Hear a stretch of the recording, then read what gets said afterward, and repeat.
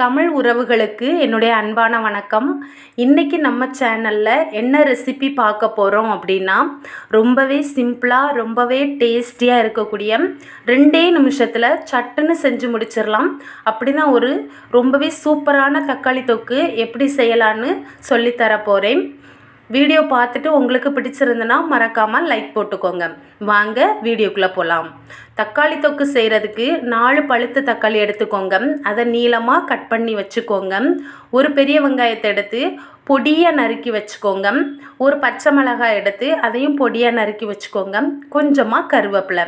அதுக்கப்புறம் மசாலா பார்த்திங்கன்னா தனி மிளகாய்த்தூள், மஞ்சள் தூள், கொஞ்சமாக காயத்தூள், இவ்வளோ தான். இதை வச்சு ரொம்பவே டேஸ்ட்டாக எப்படி செய்யலான்னு பார்க்கலாம். அடுப்பில் வாணலி வச்சுக்கோங்க. வாணலி காஞ்சதும் இப்போ அதில் எண்ணெய் ஊற்றிக்கலாம். எண்ணெய் சூடானதும் கொஞ்சமாக கடுகு சேர்த்துக்கோங்க. கடுகு முழுமையாக நல்லா வெடிக்கட்டும். இப்போ அதில் ஃப்ரெஷ்ஷாக பறித்து வச்சுருக்கக்கூடிய கருவேப்பிலையை சேர்த்துக்கிறேன். கருவேப்பிலை நல்லா பொரிஞ்சு அந்த வாசனை வந்ததுக்கு அப்புறமா இப்போ நம்ம பொடியாக நறுக்கி வச்சுருக்கக்கூடிய 2 பச்சை மிளகாயை உள்ளே சேர்த்துருக்கிறேன். ஒரு டைம் நல்லா வதக்கி விட்டுட்டு அதுக்கப்புறமா பொடியாக நறுக்கி வச்சுருக்கக்கூடிய பெரிய வெங்காயத்தை சேர்த்துக்கிறேன். இப்போ நம்ம ஒரு 2 நிமிஷம் கைவிடாமல் பெரிய வெங்காயத்தை கிளறி விடுவோம். இது ஒரு 50% வெந்தால் போதும். கண்ணாடி பதத்துக்கு வெந்திருந்தாலே போதும். இப்போ நீங்கள் பார்த்தீங்கனாலே தெரியும், ஓரளவுக்கு கண்ணாடி பதம் வந்தாச்சுன்னு. இந்த டைமில் நாம் நறுக்கி வச்சுருக்கக்கூடிய தக்காளியை சேர்த்துக்கலாம். தக்காளி இந்த மாதிரி நீளமாக தான் வெட்டணும். ஏன்னா தக்காளி தொக்குக்கு இப்படி நீளமாக வெட்டும்போது அது ஒரு சுவையில் ரொம்பவே அழகாக இருக்கும். என்ன ஒன்று, நம்ம நீளமாக இந்த மாதிரி தக்காளி நறுக்கும்போது ரொம்ப ஒரு 2 நிமிஷத்துலேயே தக்காளி சீக்கிரமாக வெந்து மசிஞ்சு வந்துடும். இப்போ தக்காளி இன்னும் கொஞ்சமே சீக்கிரமாக வேகிறதுக்காக 1 ஸ்பூன் அளவுக்கு உப்பு சேர்த்துக்கிறேன். இப்போ ஒரு டைம் தக்காளி வெங்காயம் எல்லாமே ஒன்றா சேர்த்து கிளறி விட்டுக்கலாம். ஒரு மூடி போட்டு ஒரு 2 நிமிஷத்துக்கு இதை அப்படியே சிம்மில் போட்டு வேக வச்சுக்கலாம். தண்ணி எதுவுமே இடையில சேர்க்கணுன்னு அவசியம் இல்லை. ஏன்னா தக்காளியிலேருந்து வரக்கூடிய அந்த சாறு நமக்கு போதுமாக இருக்கும். இப்போ நீங்கள் பார்த்தாலே தெரியும் தக்காளி எந்த அளவு நல்லா மசிஞ்சு வந்திருக்கு அப்படின்னு.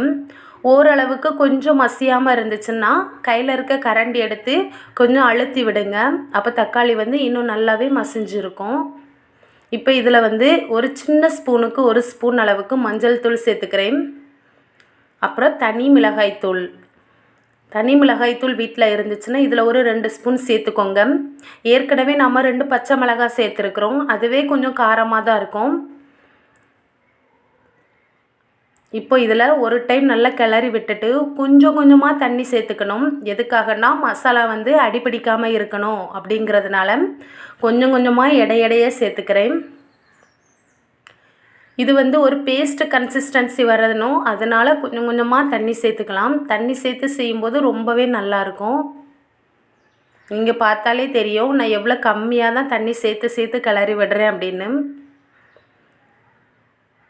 ரொம்ப தண்ணி ஆகிடுச்சுன்னா அப்புறம் இது தக்காளி குழம்பாயிரும். அதனால் கம்மியான அளவுலையே தண்ணி அப்பப்போ ஊற்றி சேர்த்துக்கோங்க. இப்போது மசாலாவோட பச்சை வாசனை எல்லாமே போய் எண்ணெய் பிரிஞ்சு வரட்டும்.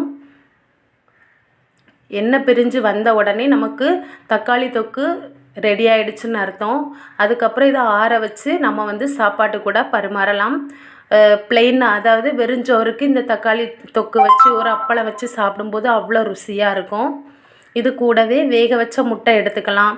இந்த தக்காளி தொக்கு சப்பாத்தி, பூரி, தோசை இதுக்கெல்லாம் காம்பினேஷனாக ரொம்பவே நல்லாயிருக்கும். கண்டிப்பாக நீங்கள் இதை வீட்டில் ட்ரை பண்ணி பாருங்கள். 2 நிமிஷத்தில் சூப்பராக செஞ்சிடலாம். தேங்க்யூ.